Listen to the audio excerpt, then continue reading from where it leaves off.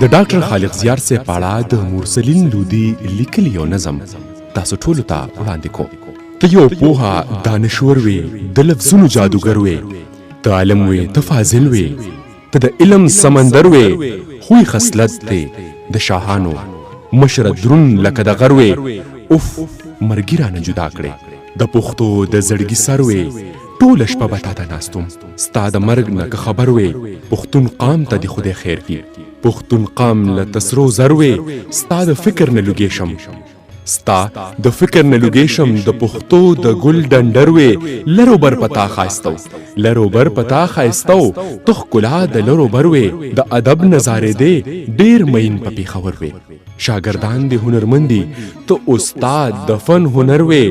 ستا نامه به تل یادېږي، ته زلن لکه د نمر وې.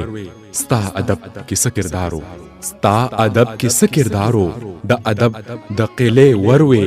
ستا اخلاق څومره ښایسته و، رسېدلې قلندر وې. هر یو تندر نه خوشاله، هر یو تندر نه خوشاله، څومره ښه شریف ډاکټر وې.